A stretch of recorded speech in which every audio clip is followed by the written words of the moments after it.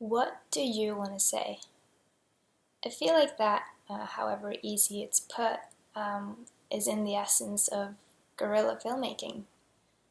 And this approach required a somehow very welcome and needed change of mindset, because for a long time I felt like things have been about making or doing things in order to meet the expectations of other people.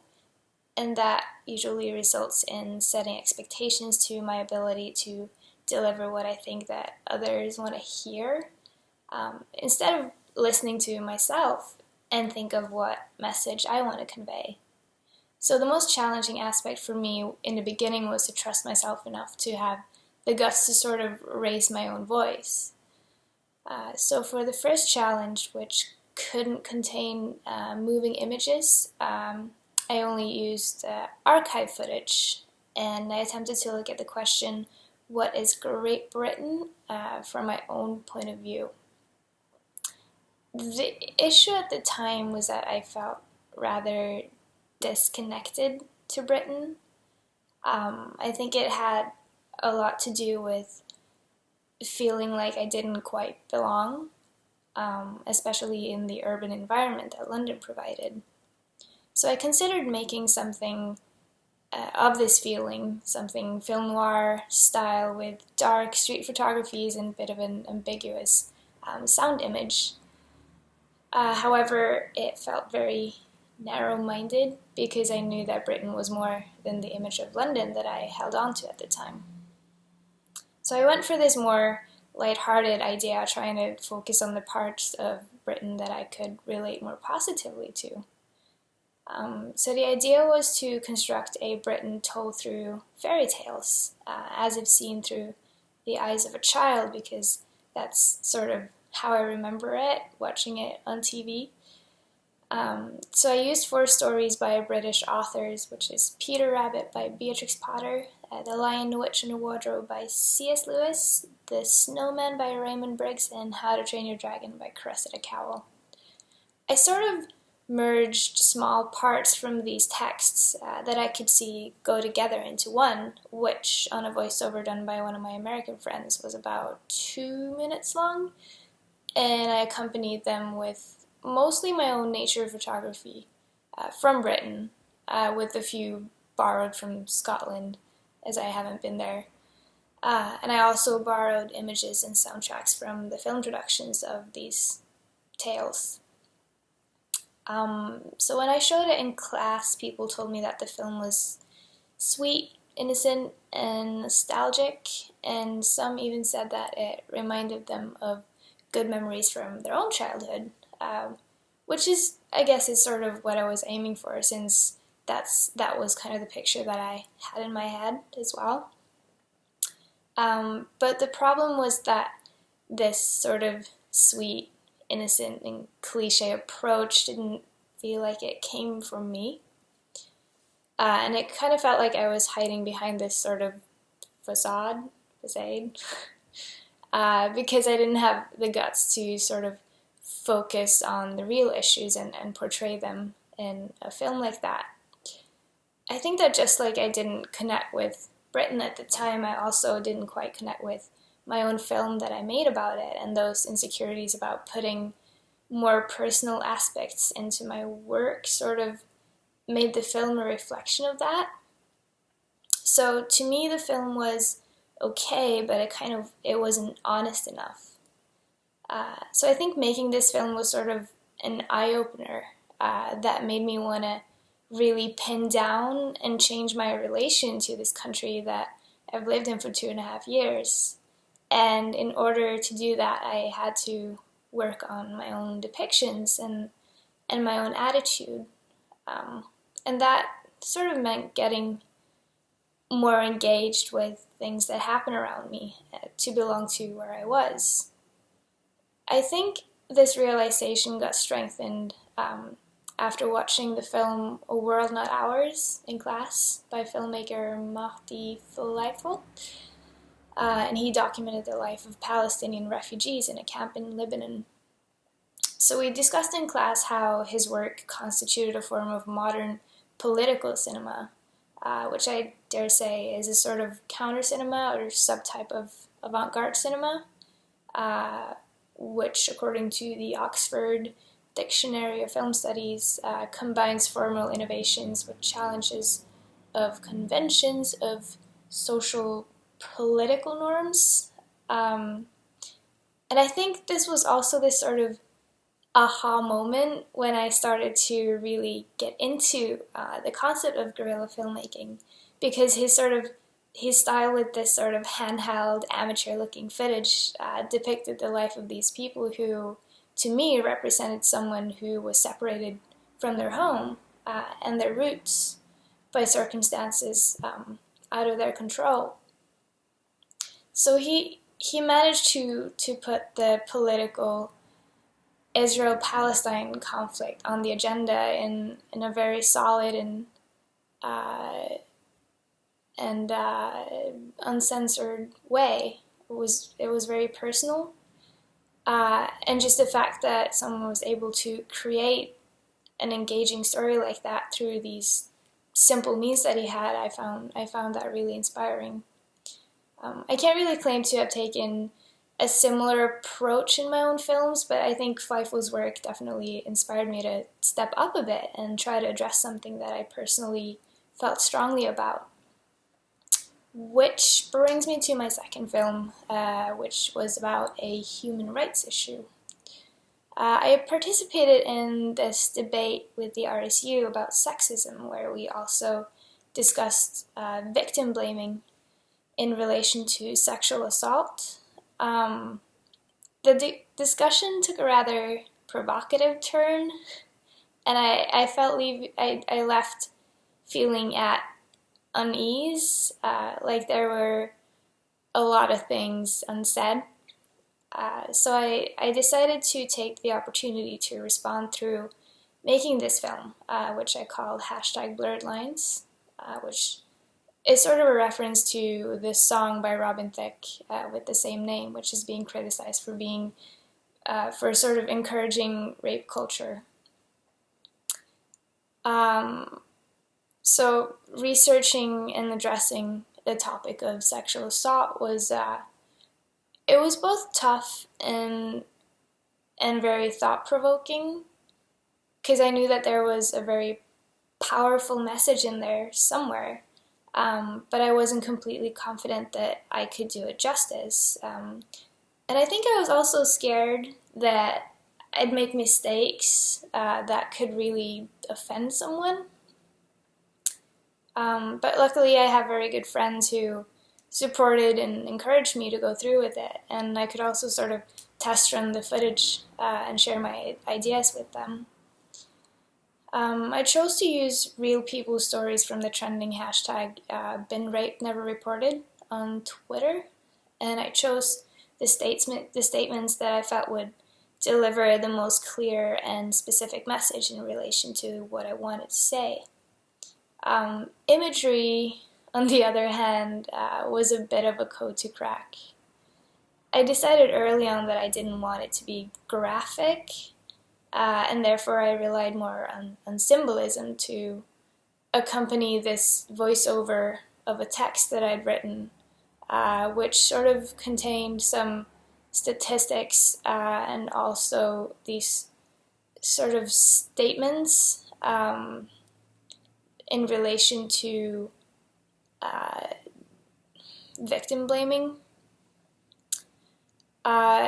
So the risky thing with using symbolism is that you're sort of leaving the film partly in your spectators' hands or minds, because you don't know for sure if they'll see what you're trying to sort of artistically convey. So in our reading for week 10, which was also the week where I showed Blurred Lines, Jonathan Beller, in his essay Iterations of the Impossible, discusses how the Filipino film Anak organizes our feelings in accord with an almost indifferentiable ideology in the service of a capitalist economy. And from this perspective, the film arguably took both overseas Filipino workers and the Spectator as media. I depicted that meant that the film used an underlying societal issue to convey its narrative, and that this message couldn't be rightfully delivered unless the Spectator could sort of come to terms with that reference, and then especially people who could relate to the subject on a personal level. So I read this essay after making Blurred Lines, but this theory sort of relates to what I was trying to accomplish. But at one point in Blurred Lines, I used this imagery that featured a citation of the Bible, which was written on the wall on Royal Albert Hall in London. And the line went, "Thine, O Lord, is the greatness, the power, and the victory." And personally, I drew this connection to how we view power and how infiltrated it is in our societal ideologies, through, for example, class systems or patriarchy. And also how the concept of sexual assault is linked to the demonstration and this abuse of power that you think you have over another person. However, from the feedback, it became clear to me that this reference probably was a bit too far off, as it could also be depicted as a bit of an odd reference to British Christianity, and therefore it didn't quite serve the purpose that I had in mind. But I think it definitely taught me the importance of considering the aspects of your own perspectives when you put them into symbolism, and to also consider how your spectator might have a different relation to the subject. But I published a film on YouTube and shared it on Facebook, and I got very positive feedback from both friends and family, which I was a little bit nervous about in advance. But I think the film has about 150 views as of today, which is the 6th of January. And a lot of the people that watched it said it was very thought-provoking. And a few of them even said that they cried from watching it, which made me feel like I, to some degree, had accomplished what I originally wanted to, which was to make sort of a powerful film that would provoke something within people. I think that this accomplishment, however small it may seem, gave me just a kind of motivational confidence boost that I needed when I started making my final film, which was supposed to be an experimental found footage or animated film about a personal issue. I was in two minds about how I wanted to tackle this challenge, because part of me wanted to portray sort of a less serious issue, and again make something lighthearted, like, I don't know, being scared of spiders or clowns or something. But on the other hand, I wanted to use the opportunity to actually dig deep and kind of force myself to tackle an issue that I knew I was avoiding because I didn't quite know how to handle it. So I wrote this text about everything that I felt I was struggling with at the time, and there was a lot about that surrounded the issue of not being good enough, of longing for things that had been, and I think most of all missing a sort of freedom in a society and a system where my self-worth is measured in numbers and letters. So I kind of used clips of a somewhat dark and gloomy depiction of London, which is my current location, and I sort of linked them and contrasted them to real archive footage from Happy Memories. So the first ones are clips featuring me as a baby interacting with my grandparents. And then there is a GoPro footage from a mountain hike on the west coast in Norway, which among others was my job as an intern the year before I came to London. And the last footage is from a month-long trip to Hawaii in 2014, where I stayed with very good friends of mine.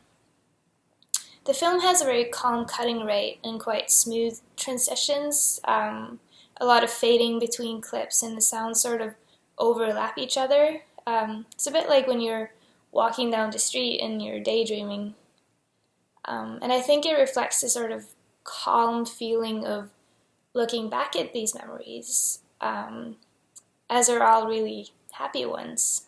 And also when you walk down the street, you sort of like see these references that make you associate it with things that you've experienced before or seen before. I think the exception when it comes to the calmness of these memories is the last clip from Hawaii, which contains a pretty serious glitch. It's definitely a happy memory, but it also reflects the feeling of being under pressure and experiencing adrenaline or this rush of mixed feelings. And I think that at the bottom of all of this also lies this sort of longing, not necessarily just for the people and the places portrayed in the film, but for the feeling of having these rushes of adrenaline and being scared and way out of my comfort zone, but still sort of loving every second of it. So I kind of landed on the title Synne, which means missing someone or something, because that depiction was definitely the heart and the purpose of the film. I was really nervous to present it because I personally felt like I was allowing access to a lot of my inner feelings, or a lot of what's going on in here, I guess. And for that reason, I still haven't showed it to friends and family outside of class. But I think making this film sort of kicked my mind into this process of coping with all these underlying issues, and it helped open my mind and get rid of this sort of pressure that I put on myself, mostly to please other people. And I guess sometimes you kind of got to ask yourself who you're making this for and what purpose it serves. Because in a somewhat naive way, I've never seen the world as a place of rules and restrictions, and that sometimes leads to awesome experiences, but it also gets me in a lot of trouble because it comes with a lot of trying and failing, and mostly failing. And it seems like failing is becoming less acceptable than ever in the society that I'm a part of. But for all it's worth, I felt like through making all of these films, really, and through the development of them as well, I kind of personally developed with it, and I felt like I found this arena where I could freely express myself, which was really nice.